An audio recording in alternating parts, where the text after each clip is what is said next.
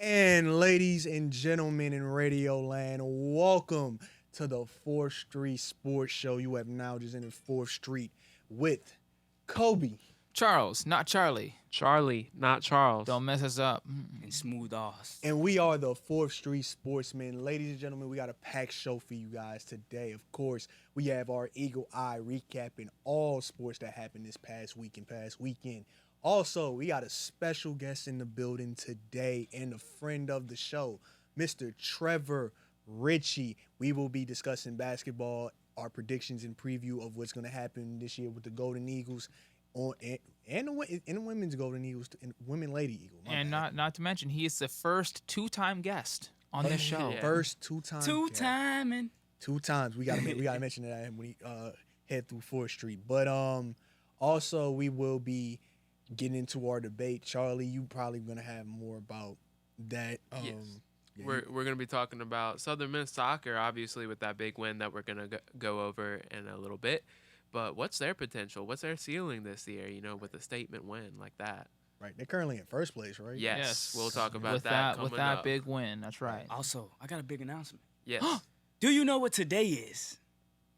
Tuesday. I believe I do. Tuesday. Tuesday? It's 4th Street Day, of course, but come on, guys. We're talking about Come on. You got to get it right, Charlie. the start I of the gave Oh, it's the up. NBA Yeah, opener. say it Oh, louder. start of the NBA season. Hey, we're a college Yes. show. Come on now. I'm repping the Pelicans, Yes. Hey, My but yeah, Lakers are playing tonight. we got to talk about Goodness. basketball today. Well, we Orange know. bouncy I'd like to hoops. point out, Austin, that your team went winless All right, in the all preseason. Look, What does that mean? look, my Cowboys went winless in the preseason. We're 5-1, so the preseason means nothing. I'm just going to say. I had a feeling. gonna say. I had a feeling they were gonna come up at some point in this show, but Yes. but it is the start of the NBA also. But since we mentioned the sports teams, my Braves are currently leading 2-0 against the Dodgers right now. I'm not bragging because I remember last year I was happy about this and we saw what happened there. Baseball fans, But enough of that. Also, of course, we got to give our flowers today to our current and former Southern Miss athletes who have received honors during the week, whether that being Player of the Week or just accomplishing something really good today, this past week. So we will have all that and more on the 4th Street Sports Show, and this is Southern Miss Radio. Yeehaw. 4th Street Sports. Southern Miss Radio. Yeah, I kind of put the cup down for a minute, but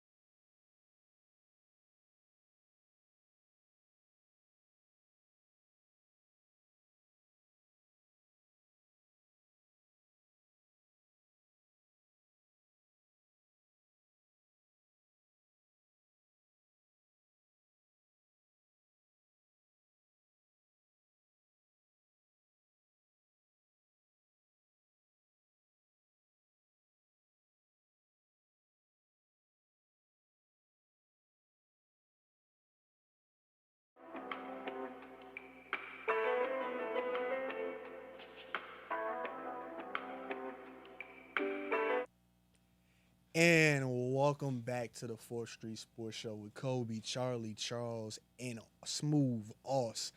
Now, it's time for our Eagle Eye. And now I pass it over to Mr. Smooth Oss. On you. Charles, hit me with it. No hesitation. Man, there we go. That was a good one. Welcome to the Eagle Eye. It is Smooth Oss with you today, and I'm going to just be telling what's going on and around USM campus in the athletics. All right, let's get to it.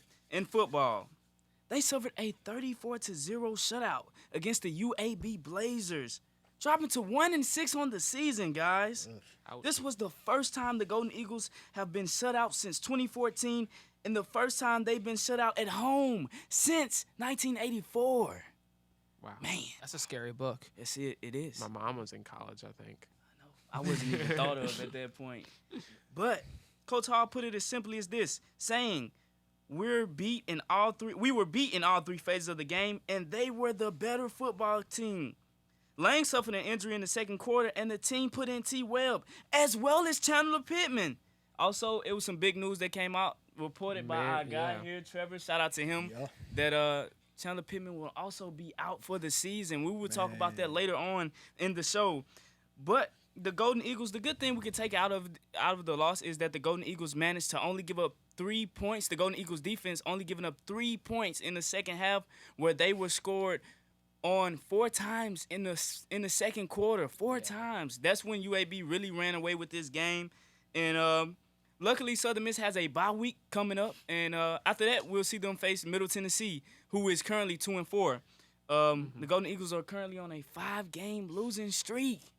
Yeah. Who would have thought of this coming on early on in the season? Nobody. Prediction-wise, I wouldn't have guessed it. And We didn't get it right. And honestly, a little small fun fact, we are currently 0-3 against Alabama teams this year. Yeah, that is interesting. South Alabama, Big Bama, the Crimson Tide, and Troy. UAB. Oh, So Four. 0-4. Oh, yeah. 4. Wow. Okay. Yeah. Maybe we need to run away from Bama. I'm not going to lie. Yeah, next thing we know, we're going to be playing against Auburn at some point. We actually play Auburn next year. season. Yeah, I believe. Oh. I think we play Auburn next season. I may be Might have wrong, to check the but contract yeah. details. We didn't get to play them last season. Yeah, so. we did not. Yeah, But so- we'll be playing them. We're playing a lot of Bama teams. But moving on in soccer, we got something to cheer about, guys. Yeah. In soccer, they faced off against Rice this past Thursday, where they got their first win against Rice in school history. Yeah, before the win, they were 0-12-1 against Rice. Obviously, with the last loss coming in the Conference USA semifinals, which was a heartbreaker for them. It was in penalty kicks. Yeah, shout out to Coach Mo, Sam, and PG. Big win for them this week, though. I know, cause they've been winning this since last spring. So Yeah, little revenge. yeah. But this match was a heavyweight match in the CUSA West Division for Rice and Southern Miss. The win put Southern Miss number 1 in the conference. Well, number 1 in the West Division. West. Yes. Currently sitting at 11 points. So that was a big plus for them. Elena Izquierdo executed on a penalty kick to give Southern Miss the win. We saw Southern Miss football players rush onto the field. They were all That was a there. great moment. Charlie, you did an excellent job covering that game. Gracias. You can actually see your recap Yes. coming up this weekend on this week. Hopefully it airs by this weekend on Southern Miss TV, and you did a great job on that. So Southern Miss is number 1 in CUSA in the West Division. So moving on, we have volleyball. They did not do so well. Volleyball is now currently on a 4-game losing streak. Recently, they lost 2 games to North Texas, and this week at the Wellness Center complex, this weekend, matter of fact, they lost to, it's crossing my mind because they UTEP. beat us so UTEP. bad. UTEP. UTEP. They lost to UTEP. The first game they lost 3-1. The second game they lost 3-2, guys. Yeah, I'm sorry. to cut Yeah, you go off, ahead, but Kobe. me and Austin were both at that second game. Charlie was there for a minute, but Get yeah, some picks. that second game was thrilling to watch. Personally, I wish I wish they would have got. I wish Coach Radecki and the girls would have got that one, but it was it was an improvement from Friday night because They Friday it looked rebounded, like they yeah. got demolished by UT. Yeah, So, Friday. It yeah. was a big improvement, and I asked her about that, and she It's was been just said like, that silence is it was music's just true it was alternative. a big We're credit to her. alternative. Her team just bouncing back. But Southern Miss also took a blow. Also, that starting senior outside hitter, DeCane Maraska, was ruled out for the season. If you've been to a couple of the games, she was a stellar star. huge for them. It was basically, I'm not going to make it just strictly like this, but it was Mia Wesley and DeCane Maraska. And you kind of got a little bit of Kinsley Handback in there. Yeah. But Duquesne was a big part of that. I'm not going to Of forget the about offense, definitely. Carr Atkinson just on the attack. So that was a huge loss. I believe it was apparently a lower extremity injury. After the game, we saw her on crutches, and her leg was wrapped up pretty well in a cast. So that was hard to see. But now they go on and move on to face Rice, who is actually number 1 in the conference, guys, in deja vu. CUSA West division again. So hopefully we can pull that out. Rice is 5-0 currently in CUSA. In the West Division, well, in CUSA, and they lead basically. Rice is a powerhouse, so it's going to be a tough task. It's just kind of sad to see volleyball starting out so well. They started out 4-0 on the season, come back, and they kind of got into division play or conference play and kind of faltered a little bit. Up and down. And I Yes. just want to point out that Golden Eagles haven't won an away game yet. So. Yes, 0-6 on the road. Yeah. So it's going to be a tough task with them going on to Houston, Texas. Also, Mia Wesley, she did break a career high. I just want to speak on her. The first day, Friday, she had 25 kills.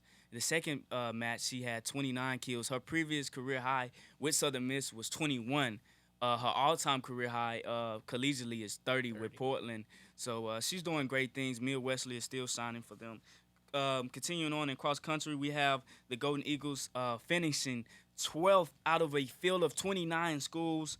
Lena May came in. Well, she again excelled and came first for the Golden Eagles with placing 24th. Matter of fact, she placed 24th out of 200 something athletes. 77. Yeah, Yeah. 177. No, I believe it was 277. Oh, my bad. Yeah, it was 277. 277. Just to come That's 24th out of impressive. 277 athletes is impressive. We actually had the chance to meet her last night. It was a great event. Moving on, though, women's tennis. They traveled to Tuscaloosa, Alabama to face off in the ITA Southern Regional, where the Golden Eagles finished. We saw them finish with a pretty decent record on the day. We saw them finish 4-3. For the weekend, in doubles, they went 2-2 versus some high-level Division I competition. So it was good to see. On the men's side, they also were in the ITA Southern Regional, and they finished pretty well too. They had two guys that won their singles matches. I think they went 2-2, and on the double side, they kind of went back and forth and went 2-2 also. And on the men's golf side, they finished 16th overall. 7th overall out of 7th out of 16 people, not 16 people, 16 schools in the Wolfpack intercollegiate tournament in Wiley, North Carolina. So that was a good thing for them. We're seeing a lot of great things for Golden Eagles athletics.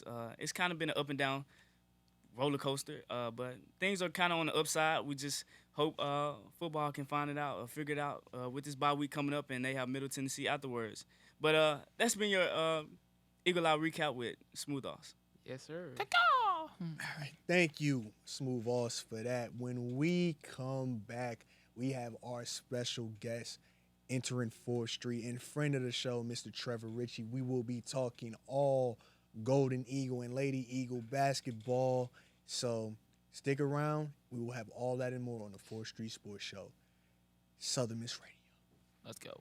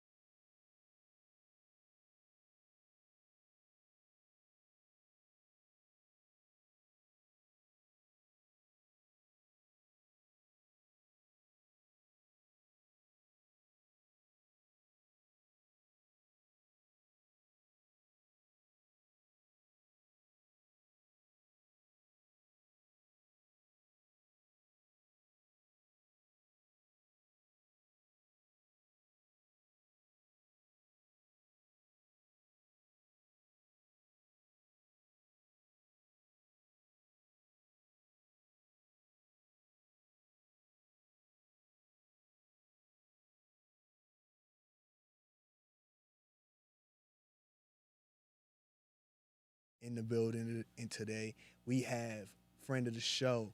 This is, as they said earlier, this is his second time on the show. Wow. First two-time amazing. guest. First two-time guest. Mr. Trevor Ritchie, y'all. Yes. Mr. Trevor Ritchie, y'all. What's up? What's up, Trevor? How you feeling? Man, let me say, if you guys don't mind, of course, I'm sure I said this last time, but I really appreciate y'all, and I mean that. You know what I mean? I'm not just saying that for the show. I do really appreciate y'all because I spent a lot of days here. I had a lot of great days here. I had a lot of awful days here. Oh, and yeah. people like you guys doing things like this, talking about sports, having something to look forward to, that always matters. And like I said, you're not going to find anybody more grateful to be here than me because I sat in this seat with you guys in the past, and I'm here now, and I'll always be here. Oh, okay. Thank you for being back, man. We definitely wanted to get you back for this basketball preview, bro, because you are, I'm like, you know your stuff, bro. Like, Yeah, I'm a casual basketball fan, and I know a little bit. I don't know a lot, but trust me, him with basketball in the fighting game, I always go to Trevor for his predictions and all. Well, that's what I try to tell people too. They look at the football coverage, or they, when baseball comes around, that's a big thing in Hattiesburg as well. I tell people, man, my first two is NBA basketball and then UFC, MMA, that sort of thing. So it's like I'm kind of, even with the football, the baseball, all that stuff, I'm working outside of my wheelhouse, honestly. So it's your time to shine. Not Yeah, that it you is. haven't already. The but- NBA, yeah. is the NBA tonight? Is Yeah. that Yeah, tonight? that's right. Yeah, Yeah, sweet. we're I repping. just gotta Well, ask New you Orleans is tomorrow, right? Yeah, I tomorrow. just gotta ask you this though, Trevor. Did the NBA season sneak up on you, or was it Oh, just well, for me? sure. Everything about the NBA has snuck up on me since probably March 2020. Oh, yeah. I mean, When the NBA shut down. I mean, I was in an arena when we started to figure out that was probably, that would happen. And then everything about the NBA coverage, access, how they operate has changed since then. So pretty much, the season's been so short back to back. So yeah, I think it's caught up on everybody. So Trevor's a big basketball fan, and he's had experience covering the Pelicans. So he's obviously the guy to go to ask about basketball. He's been around the men's team for a while now. So we're going to talk about just this season, Coach. And the team Coach Ladner and his staff has put together, and talk about their potential this year. That's the word, right? What is their potential, Trevor? What is their ceiling, you think? I don't know what the ceiling. I mean, first you have to start with double-digit wins, right? Mm-hmm. I mean, that's where you have to start. We need to see 10 wins. To be honest with you, that'd be a nice first step because the team has struggled. It is timely. We see it with Will Hall. There's only so much time you can say, okay, it takes time to build this. I'm sure you guys have heard it a lot. Rome wasn't built in one day, right? Well, for year 3 with Ladner, he doesn't have that luxury anymore. You can't sell the fan base on that anymore, and he's aware of that. You guys were at the press conference when we touched on that with him. Right. And, it remains to be seen whether or not that's going to be the case. You're really right now getting good point guard depth, figuring out who you want for the first time. Haven't had that in a while. Gone through a lot of rotation there in terms of who's actually going to be running your offense. Now you have a guy that's coming in like a Waylon Napper that, of course, you worry about the transition to Division I because, like Ladner said before, there's no replacement for the experience of knowing what it's like to play Division I basketball. But you have a guy like Isaiah Moore that we haven't seen here in quite a while. You know what I mean? In terms of energy, in terms of size, in terms of the presence he's going to bring to the front court with a guy like Tyler Stevenson. I think you got to add in there also just his marketability. Well, that too. I mean, not just that, but just like that energy, that presence, that aura. It gives it's not about Excitement. the marketability from the outside. It's from the inside that the team sees. And that wouldn't be considered marketability. That's a business reference for the team. They're like, okay, I like his character. I like his attitude. I like what he brings to the table. I like how he competes. I want to get closer to that. Then you see other guys that you don't normally see chirping back and forth, saying things back and forth, having those arguments. You've seen it with Austin. Yeah. And that's what you want.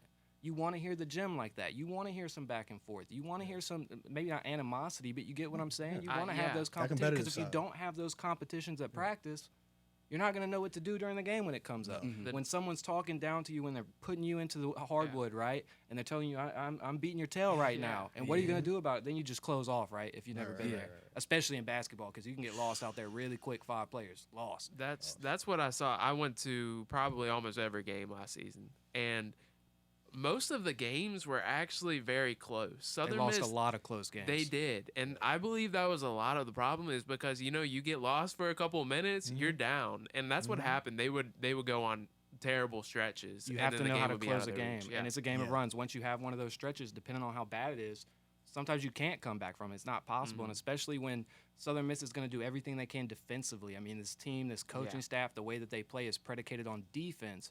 And when that's the case, and when you've exhausted all your efforts defensively, the margin of error with a team like this is so small that you can't afford those runs and those things to happen. But there's a lot of different things. Like you talk about Tyler Stevenson coming back, which wasn't a guarantee. You talk about the progression of a Jerron Pierre, who was coming out of New Orleans, the best player out of New Orleans. If you're Southern Miss and you get the best player out of New Orleans every year. From a great program. St. Aug has always – I'm from New Orleans in the Slidell area. But St. Aug has always had a great basketball program with most of the New Orleans schools up there. So getting him was a big plus. Yeah.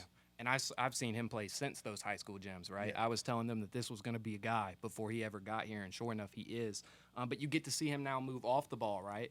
He played point guard a lot, and he's flying by the seat of his pants because he's never really played point guard, especially once again not at the Division I level, which is a different challenge. So you get him off the ball, which he's going to absolutely love. Yeah. You pair him off the ball with the Tay Hardy, which he's absolutely going to love. You pair that with a guy that Tay Hardy's played with before, like we mentioned, Isaiah Moore, right? Yeah. And then you have some built-in chemistry. Waylon Napper and Isaiah Moore being from the same place as well, knowing each other back from middle school. So even though you have some new faces and some new players that you haven't heard of before, you have some built-in chemistry that you normally wouldn't expect when you have turnover like this. And then you look down the bit, say a guy like Denaje Harris, one of the most improved players. He also was not a guarantee to be back here. He came back somewhat in a package deal with Tyler Stevenson. They're super close. He comes back as well. Sure enough, you find out he's one of the most improved players, right? Which is crazy to think about. You got guys like DeAndre Pickney, Mormon, that's going to be, front court depth for them. A young guy like Rashad Bolden who can play, who will play, who's a winner. He's not the tallest. He's not the fastest. He's probably not the best at any area, maybe until he gets to the point of IQ being that trait for him, right? Yeah, but he's going to play, and he's good. He can hold you down at the point guard spot when you need some extra minutes. And he's going to have his ups and downs just like every freshman point guard does at the Division I level. You can't knock those guys too much because you have to let them have that learning curve. Correct me if I'm wrong, too, on Go this, ahead. too. Speaking on Rashad Bolden, Yeah. just IQ level. Am I wrong, or does he maybe have one of the highest IQ levels on this team coming in as a freshman? Well, you don't want to disrespect a guy like Waylon Napper, right? Who likely no I would disrespect, assume. And I'm not saying that that's what you were doing, but just to give him his credit, I mean, you're talking about a guy that coming off the season, he averaged 8 assists a game, right? That's high IQ. Yeah. We haven't seen Bolden do that. We saw Bolden go to a school that had never won before and win a couple state championships, right? Which is a big deal. That tells you something about a guy. The same thing with Will Hall. I mean, a lot of people don't like to hear me say it over and over again, but when you can see consistently, and I know for Rashad it's just high school, but I'm just talking overall scale, athletes, coaches, whatever. You see consistently that they're able to win out of nothing. I think that's what you want at a place like Southern Miss, right? Not that Southern Miss has never won before, but when you're trying to win again, you need people that have proven to be guys that can come into a place that have never won, and they can turn that around. Culture too, just to have it that means in a the lot. locker room. And a guy like Rashad coming in who will be here for multiple years, has a father that's a basketball coach, that matters so much for a basketball team. This locker room, I can say, has changed a lot. Of course, when I first came here, you had the Tyree Griffin, the Cortez Edwards, Drain's best season, Dominic McGee, all these different guys, phenomenal basketball players, and you had that attitude, you had that competitive. You see them go to the tournament and knock off a Middle Tennessee, but then when you lose those guys, it takes a lot and get a new head coach, a new staff, have to recruit, all those things. It gets a little tougher, but now year 3, you finally have something you can hold on to. The question, like you guys started with, is how far can they take this, and is it enough to keep these guys jobs? Because I mean, I know a lot of people don't want to talk about it, but it goes up and down. You know, it's never guaranteed that you keep that position, so you got to translate that into results. Yeah. Oh, go ahead, Kobe. Yeah, speaking of the keeping jobs part, we got a lot of freshmen. I'm looking at the roster right now. We got a lot of freshman guards right now, from Jerron to Rashad. We have a lot of freshmen. Consider that Jerron's coming back. He's not technically a freshman. He's not there. And he got to play like almost every game. And his last progression season. from the off season, from the weight training, from this summer and fall of camp, he's going to improve a lot. I expect to see that jump for him. Bringing that up, do you see a lot of competition at that guard? Because we have the guards kind of outnumber the forwards and centers a lot. Do you see a lot of position at the 1 guard or the 2 guard, or is it kind of set in stone from what you see? I obviously see a lot less depth at the big position, but in terms of guard, I mean, I think I would have to talk to coach and have those conversations closer to the season. I don't know if they're at a point in terms of wanting to talk about lineups, right? But your guards, you're probably going to start Napper, right? You're going to play Tay and Jerron off the ball as guards, even though one of them would technically be your small forward, your 3, but still going to be off the ball type guards.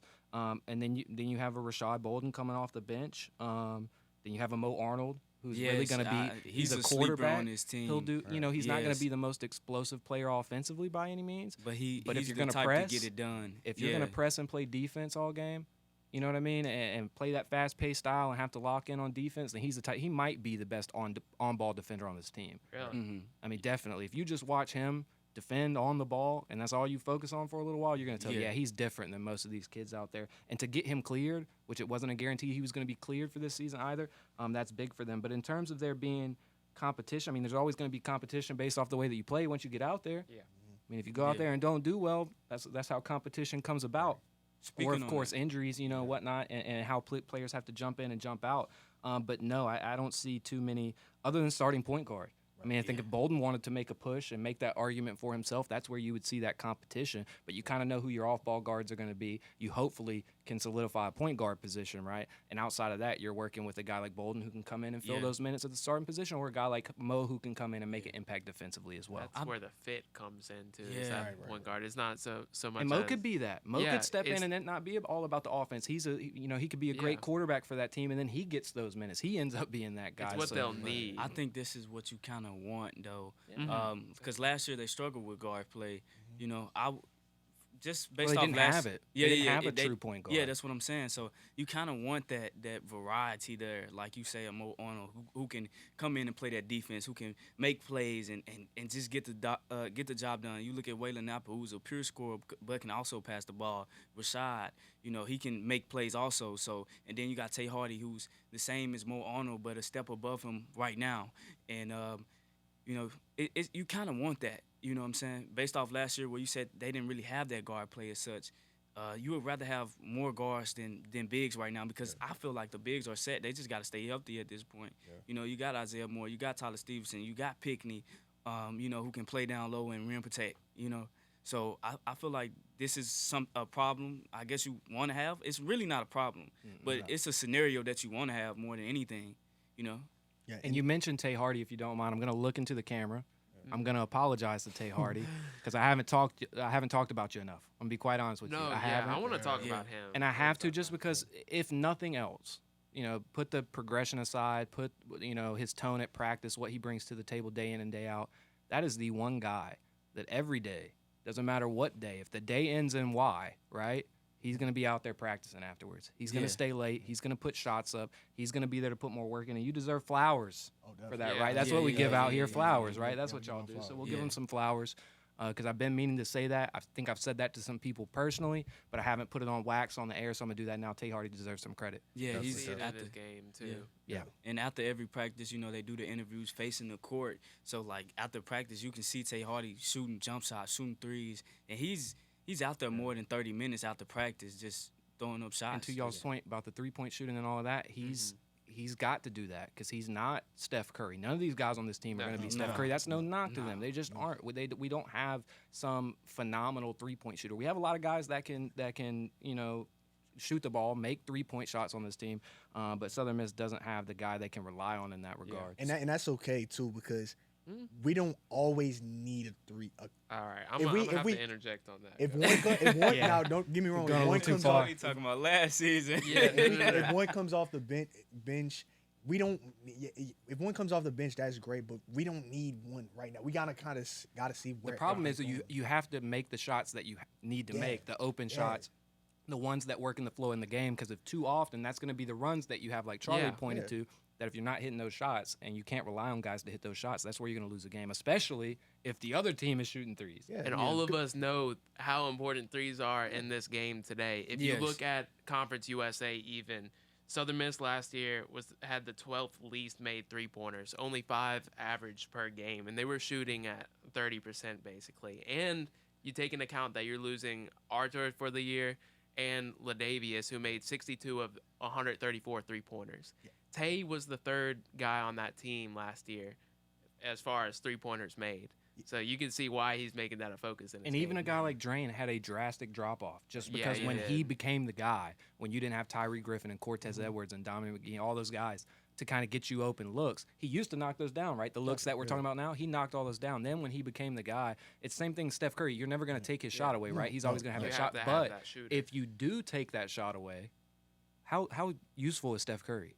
You know what I mean? Yeah. How useful is he? I wouldn't even say Steph Curry, but there's other get what like I'm Joe saying? Harris. Yeah, guys. yeah, But Drain, same thing. Joe Yeah. Harris, Correct. and maybe Steph wasn't the best because he does have the handles. Yeah, but a he guy, is. but and a he guy- has the playmaking ability. But also. even a guy like Drain, he could pass, but he wasn't going to be the best passer. He wasn't going to be the best dribbler. He wasn't the fastest. He wasn't the quickest. None of those things. So if your 3-point shot goes, you know your team works at a deficit at that point the rest of the game just based off the progress of yours that they can't rely on anymore. Yeah. That normally you'd look at a guy like what Drain. you mean, Kobe. Yeah, no, because here's the thing I'm trying to say is, it's not. I'm not saying that 3-point is not important, but like I'm just saying if we're talking about consistent shot, the mid range is good too because a mid range shot Oh my will gosh, definitely be yeah. important Oh, in runs because that's the most dangerous thing about Kevin Durant. Soon as he goes to that elbow by the free throw line, and people completely ignore that. and sometimes. people Yeah. completely ignore that. But if you, I'm like you, Trevor, you again, one of the basketball experts I know. Once you see him go take that shot, you know it's going in. It's a green bean. So, yeah. but I'm not saying that. So I'm not saying that 3-point is. But you have to just It's- for consistently me, knock it's down point- the open just- shots. yeah, open shot. It's for me points per possession, right? And there's no arguing that, you know, if you go by attempts, which isn't makes, right? Just attempts, you're still going to get more points per possession based off every 3-point attempt, probably somewhere right over 1. You're going to get 1.1, 1.2 points per attempt there. That's going to be far more than any other shot. So that's the thing. If the other team is killing you on that end, then that's the only way you can make that up. Sometimes it's not just about you. What's the other team doing, and what do you have to make up for? And they were getting Yeah. outpaced last year as far as attempts. They weren't even trying that. And the other thing to his point is, it's not necessarily that you have to have one of those guys, right? Mm-hmm. But you don't want to be relying on certain, because either way it goes, even if you don't have that guy, you're going to have a hierarchy of who can and who you're relying on to knock down those shots.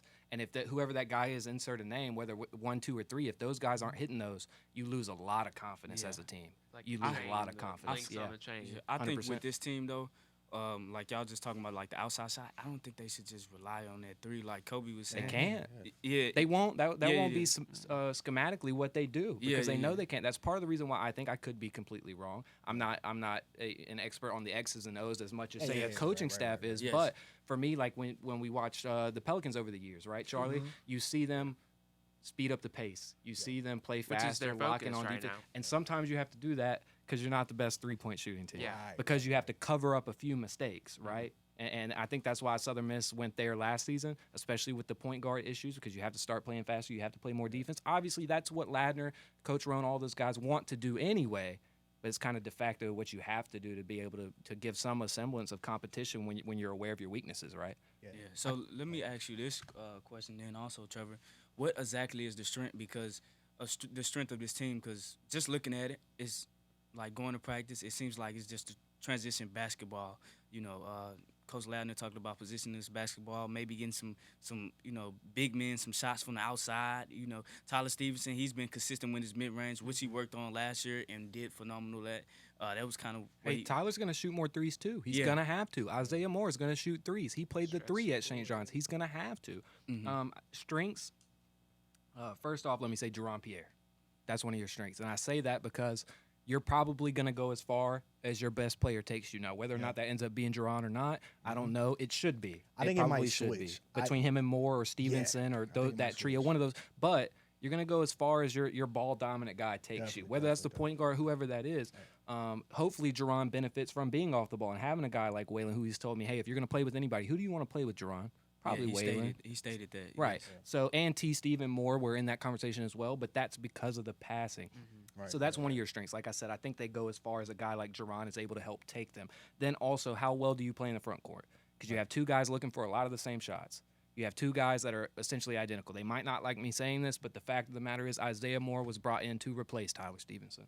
He wasn't brought in to play with Tyler Stevenson. That became a matter that they had to figure out after the fact once Tyler Stevenson comes back. And then you have no choice but to play both of them. You're kind of locked into that. Right. Granted, you don't really have the depth regardless to make an argument there, right? But that's going to be one of your streaks or one of your weaknesses. If that combusts, then you probably don't play very well this season. If that works to its highest potential, then you probably win a good number of games, more so than you have in the past couple of seasons, I would argue. And strength as well, Isaiah Moore, in the respect that this team will be different, mostly because of a guy like him, right? So Because it's he just brings intensity attitude. level? Intensity, or just 100%. energy? Yeah. He's not going to let you live. He doesn't let you live. Whether you're the opponent, whether you're a teammate, whether you did something right, whether you did something wrong, whether he was completely wrong, he's not going to let you live. He's not going to let you breathe. And look, for him, if he catches this, he has to have more of that own perspective, right? When you get a guard on you in the post like Jerron Pierre at practice defending you, that should be barbecue chicken. Definitely. You shouldn't let him stop you 2 straight possessions, right? And I've told him that personally myself, in just casual conversation, just because, when you're a guy like that, you have to live up to it. But like we've talked about, Southern Miss hasn't had that before. Yeah. When's the last time you saw a guy dunk on somebody, post or dunk, scream? Yeah. It's been a minute since I've seen it. We haven't. You haven't. I mean, emphatic dunk. Yeah. Other than Tyree would cross some people, and he was a very short guy, so he could dunk, and it was amazing to watch him dunk because it defeats someone like that shouldn't be able to make. Another phenomenal player out of New Orleans, one of the greatest point guards to ever play here, and he should be remembered as that, despite how bad they were. But my mom you would like haven't to hear that. Yeah. She was a big fan of his.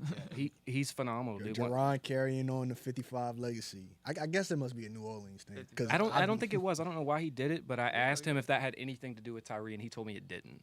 So you never know. Yeah. But like I said, that changes when you got guys and I'll give Napper some credit. Some of those other guys in Bolden, I think, bring something different to the table as a freshman. He's not your typical freshman.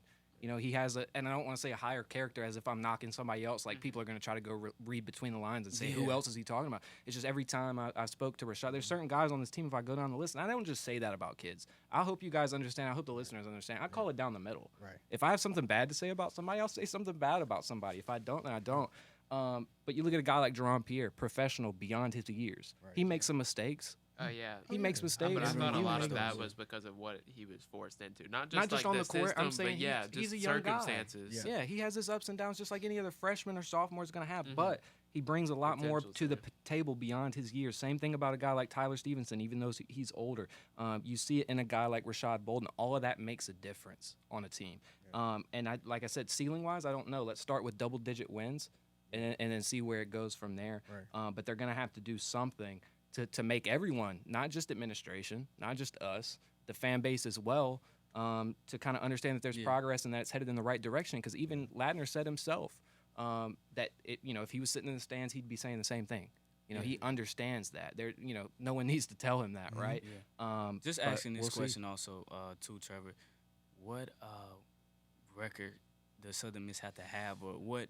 How many wins does Southern Miss need to have for him to kind of get off the hot seat? I think that's a question that needs to be asked. I wouldn't call it the hot seat yet, I think right? you just gotta show We're getting there. improvement this The season. flame, when you yeah, turn on yeah, the stove and it tick, tick, tick, tick, tick, that's where we're at right Yeah, now. yeah, That you yeah, ain't yeah. seen the flame yet, but it's Yeah. about to come on, right? But there's not a number on that. If I told you 17, 18, Yeah. 14, that'd be dumb, right? Yeah. Right. But it's competitive. It's are you losing those tight games the same way you did last season? Or does the crowd look the same that it did last season? Are the players that you've been recruiting that the administration has trusted you to recruit, are they making the difference that you expected them to make? All of that matters. Do you go to a conference tournament and make an impact and upset a team and make a run? Because the reality is, it feels like every year the Conference USA team upsets in the first round of the national. North You Texas, just have to get through yeah. Conference USA There's tournament, right, and budding get there. talent. Because if you win the tournament, then you get in. That's the only way to do Oh, it. yeah, that's And then the when only you way. get in, it's pretty much a guarantee that's one of your first round upsets. And I'm not saying that's Southern Miss, but you got to get as close to that as possible because that's the end goal. And every year you're going to be tracked on how much closer you get to that, right? And like I said, you went from a Tyree Griffin team upsetting a Middle Tennessee, getting a Doc Sadler a contract extension that he had before that already that people argued maybe he shouldn't have had. But he got that solidified after a Middle Tennessee upset. And you can't knock him for that because at the time Middle Tennessee was coming off being a powerhouse, right? Yeah. Still a great school for basketball. But like I said, you have to get continuously closer. And I don't have the win totals in front of me, but I'm pretty sure they weren't double-digit wins. So that's where you have to start. And then depending on how fast you get there, then we realize, okay, this team is better than the last couple of years. That's where you have to start. Okay, it is better. Yeah. And then you gauge the ceiling. Then you reflect on what you've seen from that sample size and figure out how far you can take it. Yeah. And that's a tough thing about predictions early in the season because you can't. unless you're like, and that's the one thing I got to start doing. I got to start going to more and more practices. But that's the thing about predictions. You can't like say what they need to do because the season hasn't started yet. Like I wanted to say that, they need to strike early because not having 9 wins and then waiting until the tournament and then kind of going off that's not going to help. That's not going to help. But I think that this team is just like it may surprise a lot of people though.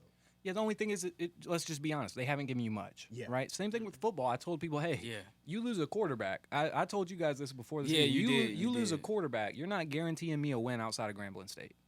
Think what you want, but I said, and I'm not saying that's the same thing with basketball, but I'm just saying when a team hasn't given you much, when they haven't shown enough, I think this team has it to make that leap in the third year. But they're going to have to show me, right? Yeah, it's unproven.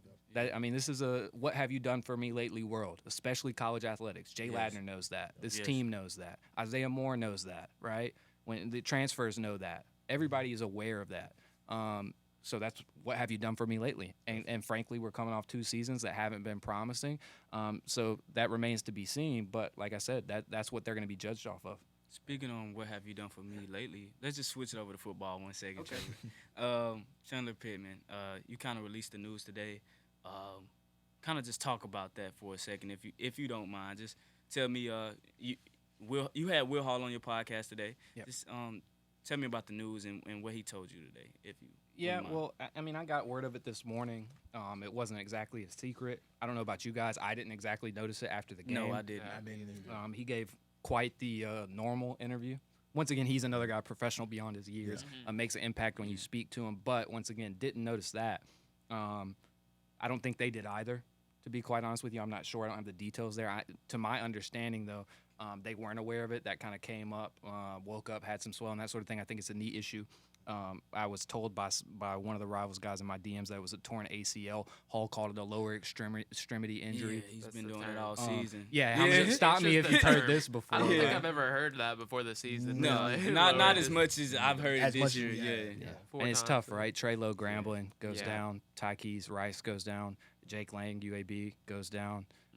T. Webb, Chandler Pittman, Jack Walker. Jack Walker cannot throw a football. Just simply can't throw a football, right? Then Chandler Pittman goes down for the season. So you really only have your Jake Lang coming off that injury. T. Webb, who had a very short leash, right, for a little while. And he came back in, right? But still, you could see what the thought process was there. And I don't want to say much more on that. But that's other than Jake Smith-Hart, right? And that's what we're approaching towards. Jake Smith-Hart going to end up playing. He was holding the point. clipboard on the sidelines. I was down on the side. He was suited up and still had the clipboard. Going to end up seeing Frank Gore throw a football by the end of the season. Yep.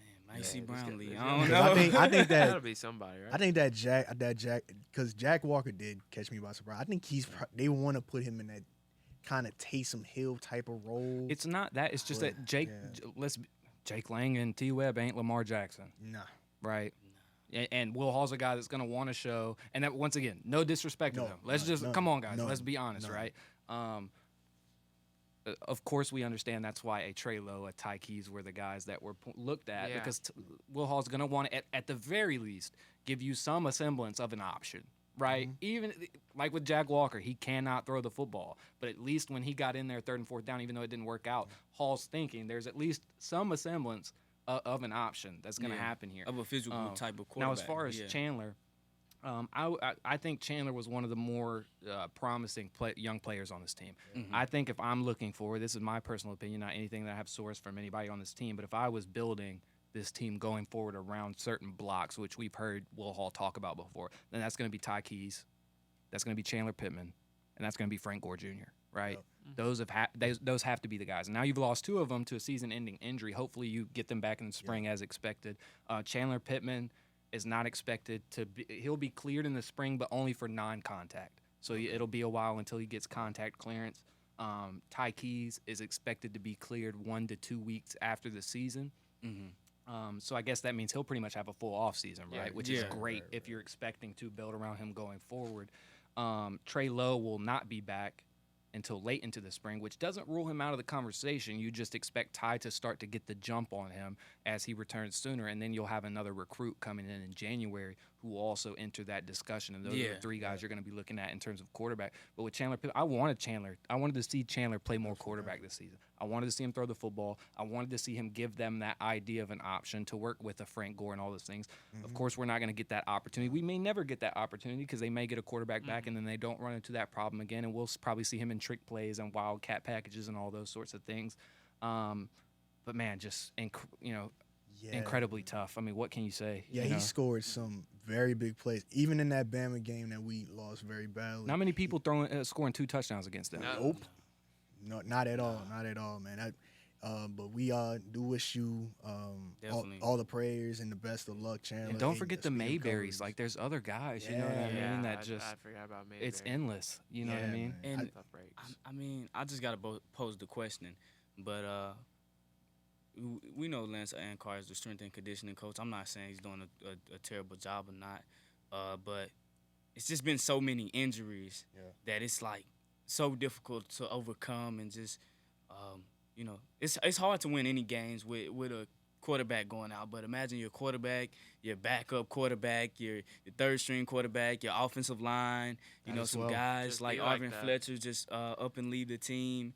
And I don't know his situation exactly, but we just see a whole bunch of guys leave, and a lot of it has been done to injuries. Like, how much of it is strength and conditioning, or was it just guys are not physically able to take the beating right now? I mean, that's a tough one, right? Yeah. I don't know. Because I don't have enough to say anything, because that directly go towards someone's job Yeah, that's what I'm status saying. and Yeah, their job yeah. requirements and what they do. And I frankly have enjoyed every part of Lance Ankar, right? Yeah, Yeah. agreed. But You the guys question understand. just has to be asked. No, a little 100% bit, you yeah. do. That question will come up soon, I'll say that. You guys know I work hard, right? So I'll definitely get to that at some point. Sometimes you have to get to a little more information before you Yeah, start to most bring definitely, things yeah. up, if that makes sense. But you do at some point have to ask the question, when is it not a coincidence anymore? When is this the result of something else? Whether it be the fallout of injuries being a domino effect and just being one of those things where you can't really help it, like guys are just taking a beating, like you said, or is it we've seen staffs before have issues. I've seen it with the Pelicans. I've seen it with plenty of organization, and then they switch staffs and don't have as much of that issue anymore. So sometimes it is those guys. I don't think we know at this point. I'm sure they know. I'm sure I will bring it up soon, to be quite honest with you. We're not quite there yet. Of course, people probably will watch this and be like, what do you mean we're not there yet? Look at how many guys we've had go down. You have to get information. You guys understand this. You're journalism students. Yes. There has to be Yeah. credible Yes. information. You can't just you could raise that question, but you're going to get coach speak. Like, let's be honest. If any of the coaches see this, if you ask that question to one of the coaches right now, you're going to get coach speak. If you actually have information, you bring something to the table, you get a response to it, right? That's when you're going to get, and this is, a lesson for you guys, right? I hope you guys understand there's a difference in that. And sometimes you kind of hold your cards closer to your vest and don't ask the question to get the coach speak answer, and you wait until you have that information. And I think that's what multiple parties are waiting on at this point, because it's obvious too many injuries, too many devastating injuries to very important players to this team. So it's like, can you trust the staff to invest in these players and keep them healthy for the long haul? That's if you're a fan, I couldn't blame you for asking that question right now, right? But I don't know where that stands in terms of what the actual cause and effect is here. I mean, we know what the effect is, but the cause of it is still unknown, and I think we'll probably get to the bottom of that before the end of the season, or at least have an idea, have some comments, have enough for you guys to be able to figure out whichever side of the fence you lean on. Yeah. Well, Trevor, thank you for stopping by again. For sure. Once again, our Definitely. first ever 2-time guest so far. Doing it 2 times. Yeah, Trev, tell them, Like tell them, famous dicks. yeah, Trev, tell the people where they can find you on Twitter and Instagram. Yeah, man, Ritchie TMR, pretty much anywhere you can find me, RITCHIE TMR. Of course, Austin mentioned that I just had Will Hall on the podcast today, Southern Miss football head coach, 2-time Gulf South Coach of the Year, 2003 Harlan Hill Trophy winner. So there's a lot more to his background than just Southern Miss. I don't know about you, but a great guy to have an interview with or to talk to. Definitely always a fun conversation. I think a lot of the topics brought up are a lot of the topics we brought up here, and I think you guys would enjoy hearing what Will had to say. But that, of course, is Club Level with Trevor Ritchie, Apple, Spotify, anywhere you listen to your podcast. And yeah, man, I hope you guys enjoy having me. I enjoyed we being did. here. Always. It means a lot. It means a lot more than you guys know, and it means a lot more than you guys know. So I appreciate that, and I don't take it for granted. Yeah, we man. appreciate you, man. Yeah, we do. Everything you do, man. You like you said before you came on, you are one of the hardest working people here at Southern Miss, and you graduated. So Yeah. But sometimes, guys, you got to give yourself flowers, right? I don't say that to be egotistical, but like you guys too. Like I said, when you have these accomplishments, when you put yourself in places that you didn't expect to be, when you talk to people you never expected to talk to, that means a lot. I've been reflecting on that lately, and I hope you guys do as well. Because I grew up very humbly. I never assumed, let alone being on the sideline, going to a game. I never thought about going to a football game or a basketball game or anything like that. So you have to stop for a second and pat yourself on the back sometimes. That you've put yourself in those positions. Yeah, give him a pat. Right? Hey, y'all see me giving Charlie a pat on the back, man. I hope. I got a second hand pat on the back. I hope I didn't make it too serious there, right? Because that's not what I'm trying. I know I killed the mood a little bit. I did make it a little serious. Oh, no, you don't know it's midterm time, bro. Yeah, bro, we need but we do appreciate you being here again. Like I said in the beginning, friend of the show, man. We do want to have you back though, mid-season. Hopefully closer to the season again, but mid-season for basketball and everything, man. Then we'll have stats. And then we'll actually have stats. We'll have a sample to look at. And not to mention three-time guest. Yeah. So Southern Miss basketball, I just want to throw this out. First game, well, excluding the exhibition against Delta State, November 4th. First regular season game is November 9th, Tuesday, versus William Carey, which women's basketball will also be playing that day. Yeah, so definitely come out, support the Golden Eagles and the Lady Eagles as well. But yeah, Trevor, thank you for coming on again, man. And when we come back from the break, we every time we talk to Trevor, we always find a way to go over. But when we come back, Sorry, guys. Nah, you good, bro. But when we come back, we will be giving our flowers, and then we will be getting into our outro. This is the 4th Street Sports Show, and this is Southern Miss Radio. This is Southern Miss Radio. W.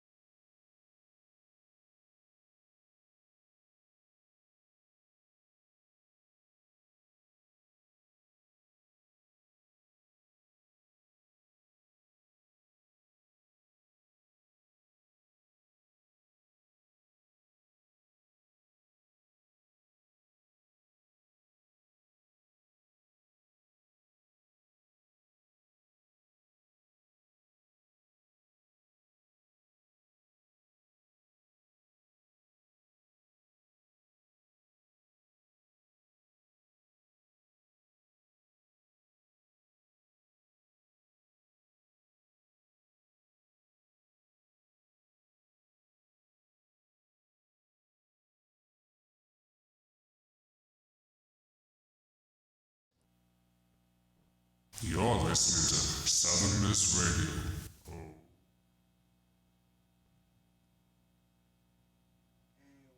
welcome back to the 4th Street Sports Show. Once again, we would like to thank Trevor for joining our show Why today. you smack his back like that, bro? Because he just tapped me for no reason. I was, I was trying to tell you to talk, big dog. Let's go. Scott was giving me the cue. But Let's get it back on topic. But man. anyway, thank you to Trevor for joining the show today, coming by 4th Street. Before we get into our flowers, because we are over time again, Charlie, you got some quick news that we need to Yes, share? sir. So we've been talking about conference realignment every couple weeks on our show, but there's some new news coming out again from my Mr. Yahoo Sports, Pete Thamel. Basically, the AAC, American Athletic Conference, is close to adding 6 CUSA schools and an expansion. Well, 6 schools are reaching out for the application process. And it's interesting because a couple of weeks ago, CUSA commissioner reached out and was like, hey, can we reach an agreement to where we can kind of exchange these teams? Well, it looks like AAC is now kind of behind their back saying, like, hey, we we're just taking gonna these snatch your teams. team. Yeah. What agreement? Yeah. I just So- gotta ask this question though, because you brought that up. Yeah. 6 teams from CUSA, 4 from Texas, if I'm correct. Yeah. It's kind of been that ordeal 3. with 3. I believe. Oh, it was 3. Yeah. Okay, I could have sworn it was 4. But the MAC, they were expected to try to take some teams from the Mountain West Conference. Mountain West, Yeah, they were expected to try to take some teams from out of Texas, basically to reach that Texas market. But the AAC has now taken them. But my question is, does this make the AAC better, or does it hurt them in the long run? You know what I'm saying? I mean, you got teams like UTSA and UAB, but can they be a Houston and Cincinnati? And you get what I'm saying? That's a question to ask. But we're not going to debate about it. Yeah, I'm today, just saying. but I'm posing a question. you look at they lost Cincinnati, Houston, and UCF. You have to make that up some way. Yeah. And all these teams, big market teams, leaving CUSA, they're looking for something new. This is their opportunity, and it's AAC's opportunity. Basically, I don't want to say staying afloat, but right, you gotta move on. You gotta make the next move, and Yes. those were the teams. I would say CUSA is the most volatile conference right now as far as expansion, because every team, I won't say, I don't know the insides, but it looks like every team is looking at the opportunity to move on or to somehow change up. Yeah. At the if this happens, which will make the AAC a 14-team league, the CUSA is done. Conference USA is done at this point, and we can expect that to happen as early as next week from reports that I've read. These announcements could happen as early as next week. So Something to keep an eye on. Yeah, it's something to keep an eye on. Southern Miss fans are still pushing for the Sun Belt. I'm not going to feed into it until I see it. You know what I'm saying? But that's just all I have to say on it. The landscape is vastly changing. And we're going to get some big news pretty soon. Yeah. Rest in peace. Yeah, so moving on from that, we get into our flower segment, quick flower segment, our 4th Street Player of the Week. Who was it? It goes to Iana Izquierdo, who netted the game-winning penalty kick in the They second. came out the Good for you. Well deserved. I've been hearing Charlie say it a lot. I needed to have it done, but she netted the game-winning penalty kick in the second overtime period to give Southern Miss its first program win against Rice, and a whole shout out to the Southern Miss soccer team this year for moving to first in their division and accomplishing what they have done so far. They have turned a lot of heads, and they've been putting on for us. We've been having a rough year in football and other sports, but they've been putting on for us though. Shout out to Coach Mo. Shout out to Coach Mo. We had him on earlier on in the season, and I think he may have to replace Trevor if they keep winning. Coach Mo Has the most tenure guest, yeah, it's the most tenure on. Yeah. Wait, Trevor got to get in here 1 second. Hold on, I'm just saying. I think Coach Mo remembers me. I think Coach Mo knows me. I don't know. Where's the camera at? This is the camera right here? This is the camera? Coach Mo, you can come after me if you want. But the most tenured guest on the 4th Street Sports Show will be me, and I will get my belt at the end of the year. I'm going to make these guys order me a belt. Now, if you want that belt, try your best. Try your best. But we got mid-show promos being no disrespect. I'm just saying, man. It's So shout out to Coach Mo, PG, and Sam, and the rest of the soccer squad, man. Y'all y'all deserve a lot. Y'all deserve a lot more praise. We giving you a lot of praise. I know other podcasts have, but we giving y'all a lot of praise. So, but Love y'all. yeah, we do. Yeah, we do, and Hey. we love what y'all do. So. Yeah, great. I believe that's probably the 4th award we've given out to soccer players. So it looks I believe like so, yeah. Yeah, so congratulations again to Ilana Izquierdo. And that's our flower segment. Wait, actually, Oh, hold we up. I okay. have one more Okay, thing. my I bad, wanted to Charles. give Lena May a shout out because she put on a Lena May. charity event Yeah. for Oh, yeah, her definitely. senior I almost forgot. project, and Yes. she raised money Definitely. for a clinic, I believe. Dang. I don't have an exact number, but I think she raised a good deal of money. It happened from 6:30 to 8 yesterday, and it was just a really fun, festive event. Had a couple of live acts and performing. Austin was there with me. Yeah, I want to thank you, Charles, for actually being there at the event. And we're gonna wrap it up after this. Yeah, But yes. I just want to thank Charles and Lon too, if he's listening. Lon helped me also. We're actually gonna have a package coming out on Lena May and what she did, and it was a nice venue. Shout out to Austin Bourne and Sadie. I forgot her last name, but Austin Bourne is it? I think it's Bourne or Boom. Yeah, Boom. Or No, Born. yeah. Well, sorry if I'm mispronouncing Yeah, it, but they did an yeah. excellent job singing at the venue too. And it was a great event. That will be coming out pretty soon on Southern Miss TV. I'm actually working on it. Lena May, she's a great spirit. I actually got to talk to her mom also, who's just excellent human beings. Just big shout out to all of them. And Make sure to check out all of our content too on Definitely, studentprints.com and the latest episodes of SMTV. And Absolutely. keep listening to WSM. Am I right? That's my Yeah. platform. Yeah. Yeah, listen to my Yeah. stuff. And with that know, Charles. being said, it is that time. It actually has been that time, but you already know the deal with us though. This has been the 4th Street Sports Show. Follow us on all social media platforms, from Twitter to Facebook to Instagram. We're not on LinkedIn though. Not yet. Not yet. We're working Not on yet. it. We're almost Probably. there. Also, again, every Tuesday at 5 o'clock, WSM 88.5 TuneIn Radio app, which I just found out about earlier this week. I've been talking about tuning in. Are you? But what? You have, but the thing is, I haven't really It's like not been making on the it. There's connection. no. Yeah. We're out Yes. there. We're out there, and Yes. southernmissradio.com. one more statement, y'all. The NBA season just kicked off. We Yeah. gotta go watch the game. So Let's Yeah, get it. that's why I'm Yeah, wait. we That's need why to wait. go. That's why I'm We trying to need- get into we this. need to get up out of here. That's why I'm trying to get into this outro real quick. So, follow us there again. 5 o'clock on Tuesdays. Facebook Live. Facebook Live, southernmissradio.com, and TuneIn Apple Radio Podcasts, app, all Apple- of that stuff. Oh yeah, if you missed the show today, Apple Podcasts, Spotify Podcasts, all them joints that should be out tomorrow or Thursday, depending. Hopefully, I don't have technical difficulties while editing the show, but we will definitely have that up for tomorrow.